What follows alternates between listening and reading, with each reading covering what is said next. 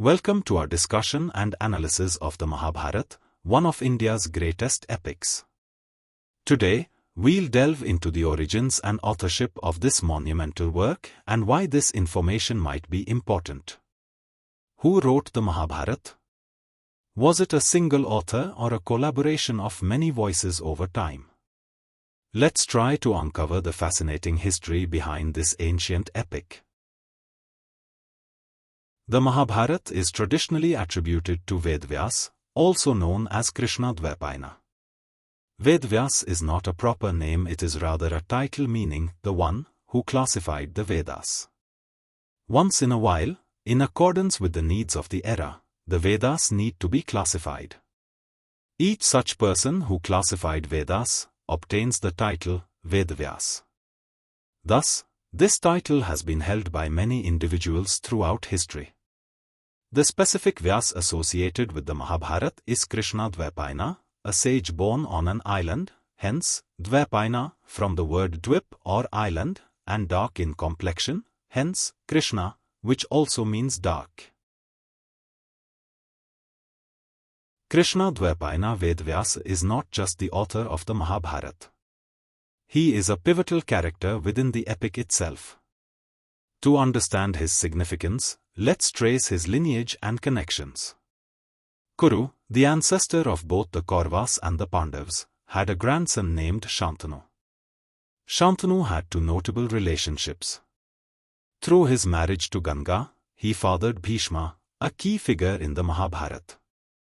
Later, Shantanu married Satyavati, who already had a son, Krishnadvaipaina Vedavyasa, fathered by the great sage Parashar. With Satyavati, Shantanu had two sons, Chitrangada and Vichitravirya. Chitrangada died young, and Vichitravirya also met an untimely death without leaving heirs. To continue the lineage, Satyavati called upon her firstborn, Krishnadvaipaina Vedavyasa to father children of Vichitravirya's widows Ambika and Ambalika. From these unions were born Dhritarashtra and Pandu. Dhritarashtra became the father of the Kauravas, and Pandu fathered the Pandavas. Thus, Krishnadvaipaina Vedavyasa is directly connected to the central characters of the Mahabharata through these complex familial ties. While Vedavyasa is credited with composing the Mahabharata, it's essential to understand that the epic as we know it today wasn't written by a single author at a single point in time. The Mahabharata evolved over centuries, with multiple authors contributing to and embellishing the text. Initially, the core narrative of the Mahabharata was composed by Vedavyasa, focusing on the dynastic struggle between the Kauravas and the Pandavas.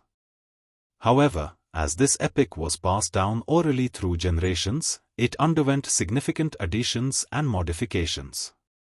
In ancient times, texts like the Mahabharata were not written down. They were recited, heard, memorized, and passed down through generations. This oral tradition allowed the epic to grow and change over time. Different versions and additions reflect the cultural, social, and religious contexts of various periods. Sages, poets, and storytellers added new episodes, expanded existing stories, and incorporated diverse philosophical discourses, moral dilemmas, and devotional elements. For example, the Bhagavad Gita, a critical philosophical and spiritual text, was likely added later and reflects profound philosophical thought that may not have been part of the original narrative. The inclusion of various substories, such as the tale of Savitri and Satyavan or the discourse on dharma and karma, illustrates the dynamic and evolving nature of the Mahabharata. This process of continuous enrichment made the Mahabharata a living document, reflecting the collective wisdom and creativity of countless individuals across centuries.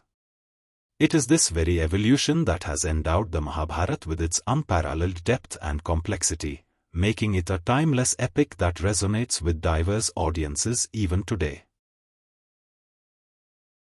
Understanding the multiple authorship of the Mahabharata is crucial for several reasons. It helps historians trace the evolution of the text and its various versions. It reveals the changing cultural and social contexts that influenced the epic. It aids in interpreting the different philosophical and ethical perspectives within the text. This collective authorship also explains the unstructured nature of the Mahabharata, with its numerous stories, sub-stories, and discourses. Comparing the Mahabharata to the Ramayana, another great Indian epic, highlights these differences. The Ramayana, attributed to a single author, Valmiki, is more structured and cohesive. Its major sections, known as kandas, suggest solidity and unity. In contrast, the Mahabharata's major sections, known as parvas, reflect fluidity and complexity, befitting an epic shaped by many hands over time. The multiple layers and varied authorship make the Mahabharata a nuanced and multifaceted epic. It incorporates a vast array of perspectives, themes, and narratives, making it rich and diverse in its content. This complexity allows the Mahabharata to address a wide range of human experiences and dilemmas, making it relevant across different eras and cultures. The Mahabharata's rich tapestry of stories and teachings owes its depth and complexity to the many voices that contributed to its creation. Understanding its multiple authorship not only enriches our appreciation of the epic but also highlights its significance as a living document of Indian culture and values across centuries. Thank you for joining us on this journey through the fascinating history of the Mahabharata. Don't forget to like, share and subscribe if you are new to this channel and like our work.